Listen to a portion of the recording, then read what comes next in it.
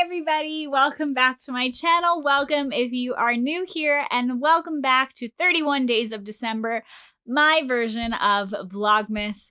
Today I am going to be talking about a particular ghost town in British Columbia, and it is interesting to me not only because of its history or the fact that I've been there, but its location.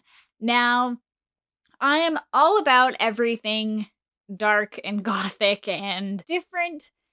And this place, I actually didn't know the term for until I was much older than when I had actually been there. And this area is called the Valley of the Ghosts. Now, not in the sense that I think everybody would jump to, and much like myself, I went, oh, Valley of the Ghosts, I wonder how many people have died there. This area is actually named that because it encompasses quite a few places, and they are all now ghost towns. So it transcends just one specific place, but it's an entire valley of old mining towns that are now no longer inhabited, but you can probably still get to and check out. So the one that I'm going to talk about today is Sandon. Now, this area is interesting for a lot of reasons. My family is very much a BC family. Although I was raised in a Yukon, my mom is from BC. My grandparents, my great-grandparents lived in BC. My aunt still does. And it's just an area for me that is very much home. So when I was younger, my aunt and my mom and my cousins and I all went on basically this like massive road trip of the Valley of the Ghosts. And my aunt is a geologist, so she took us to like all these cool old mining sites. We went like treasure hunting, basically. We came home with like broken smelting pots, and we found old tins and old coins, and it was a lot of fun to just kind of go to these old ghost towns that nobody has been to for years, see how grown over they are. But what makes Sandon special is that it's not as grown over as everywhere else that we went. There are still people living there, but it is actually only 15 people. So it's very small now compared to when it started. So the little bit of history that I'm going to talk about today was that Sandon was a town created because a man by the name of J.M. Harris found a massive vein of silver in the ground. He then founded this town back in 1892 on April 7th. This then led to a massive silver boom. It quickly populated with 10,000 people at its heyday. It went up overnight, basically. Everybody was excited. Its main exports were silver, zinc, and lead. And it was just a bustling hub of mining activity, businesses, everything you can imagine under the sun. Then, a couple years later, it actually burnt down the entire business district because somebody carelessly threw away a cigarette in a wastebasket. Now, this is why we use our ashtrays for one, or don't smoke. So the entire business district, which was about 50 buildings, burnt down. At this point, everybody pretty much was ready to give up. Everybody was like, what's the point? We've lost pretty much all of our businesses. What's gonna make this any better? You've only been running this town for 2 years.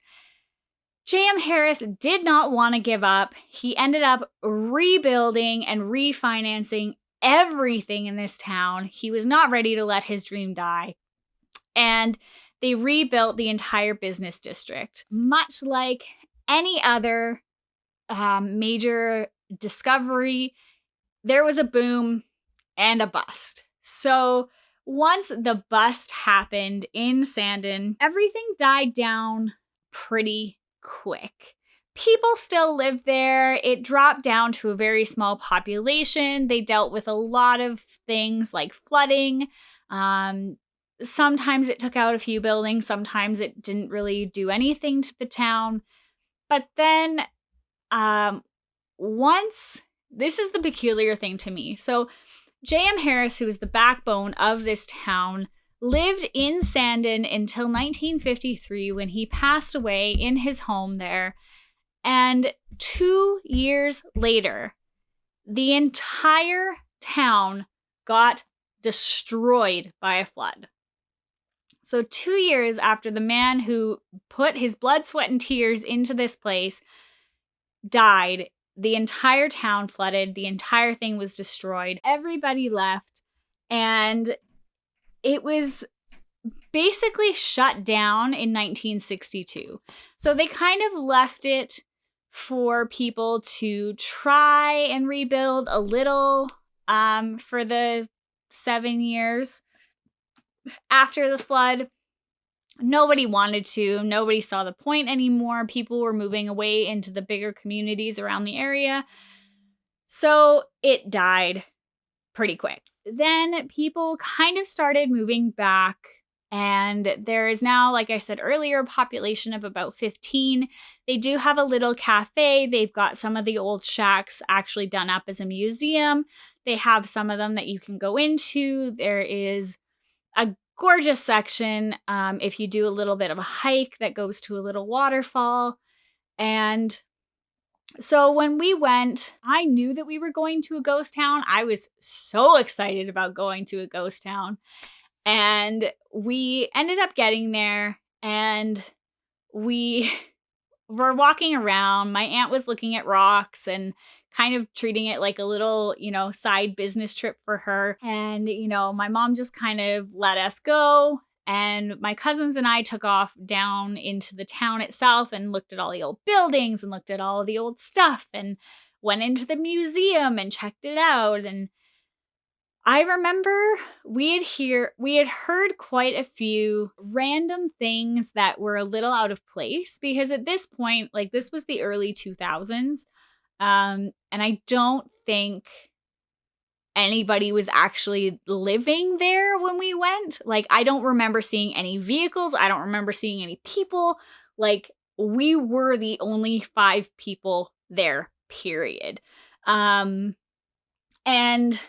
we ended up going in to one of the buildings, and it was all like done up and set up with all of this old stuff and whatever. And you could actually go down into the basement of this building.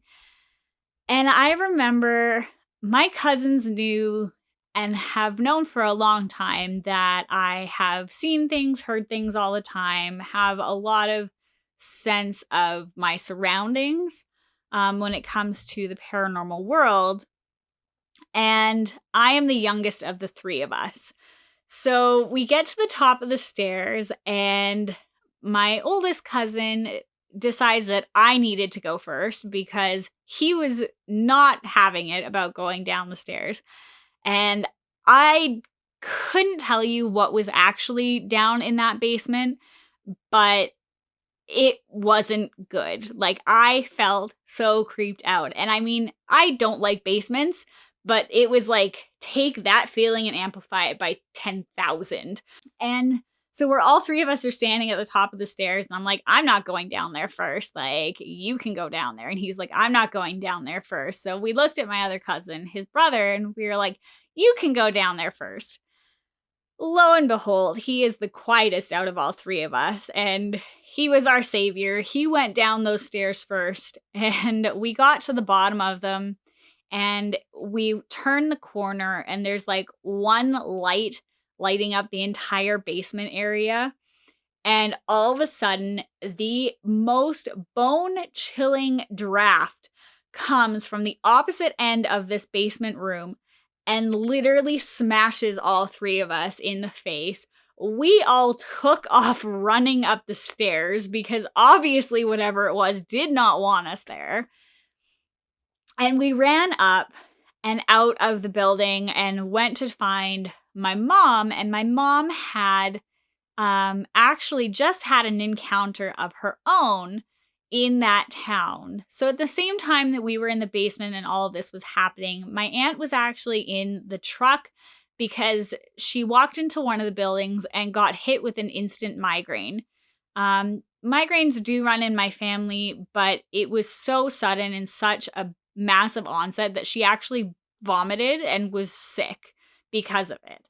So she decided she was going to go stay in the truck and let us just do our thing. And she was going to try and get a nap and get rid of this headache. So my aunt's in the truck. We're in the basement. My mom's sitting on the bench and she looks up because she hears a noise and she watches as a person walks from one building to another and disappears.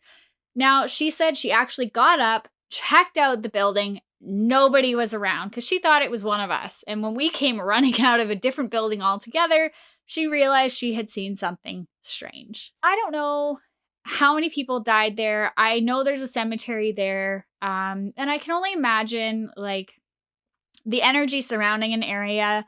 Being from the Yukon and living in a place like Dawson City, where it was a mining town that had like the same kind of things happen. There was a boom and a bust and flooding and fires and what have you.